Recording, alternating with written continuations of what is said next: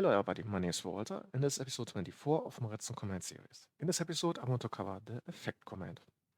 Now in Minecraft, there are a multitude of ways you can use to apply status effects to entities, such as potions, beacons, certain projectiles, and so on.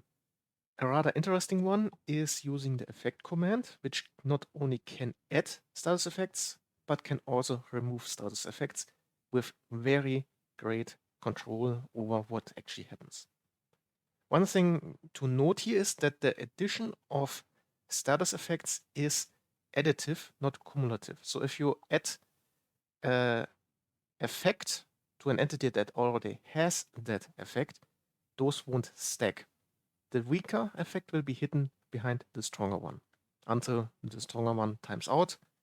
And if the weaker effect would still be in effect, then the weaker effect only comes to play. Now, with that said, let's actually get to the syntax of the command. Now, as you would expect, the command comes in two modes, one to give or add an effect, and one to remove effects. Let's start with the first one. So you start with the name of the command, effect, then the mode give. After that, you specify the target. So who do you want to give the effect to? This can be pretty much any kind of entity, must not even be a mob or a player. Can be just an item lying around or similar. Commonly used here are player names, the unique identifiers, or most commonly target selectors.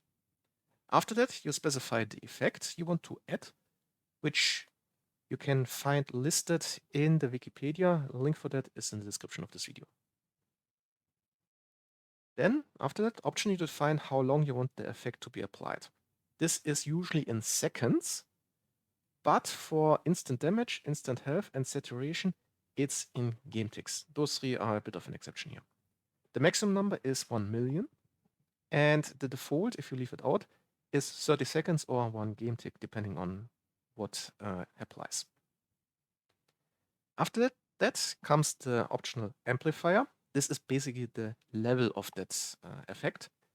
The base level is 0, which is also the default if you leave it out, and the maximum is 255 for the strongest effect.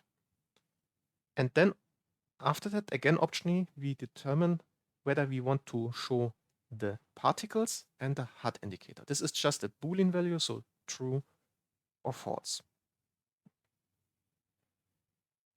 Now, if we want to remove effects, we again start with effect, and then this time clear.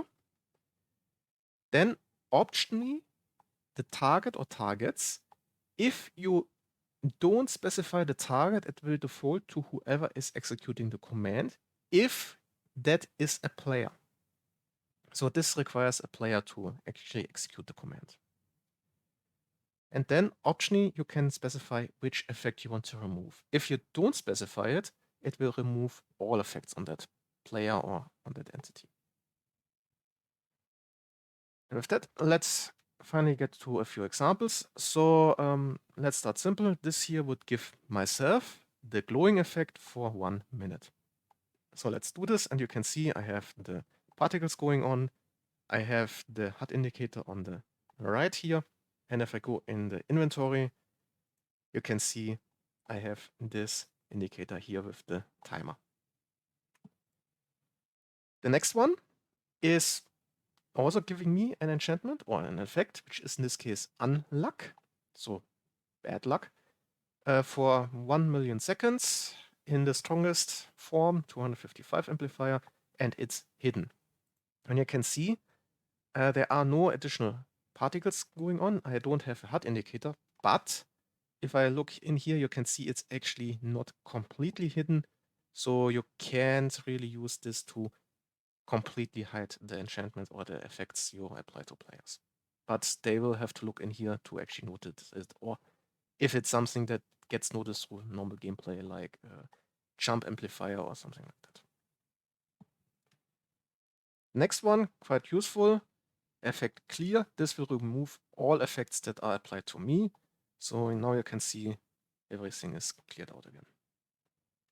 And this one here you might also find useful in hardcore gameplay. This one here removes the invisibility enchantment from any spider within 10 meters. And if I do this, well, no, it has not found anything, but let's actually prepare something.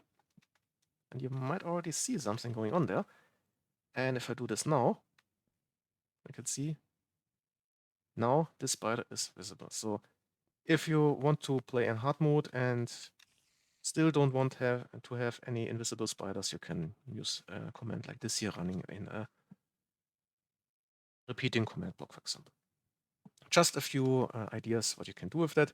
Obviously, there are many other options. So if you want to have some kind of altar to a god that blesses whoever is near it or similar, this can be used to build something like this for an adventure map or similar. And with that, we have reached the end of this episode about the effect command. I hope you enjoyed it, and well, see you.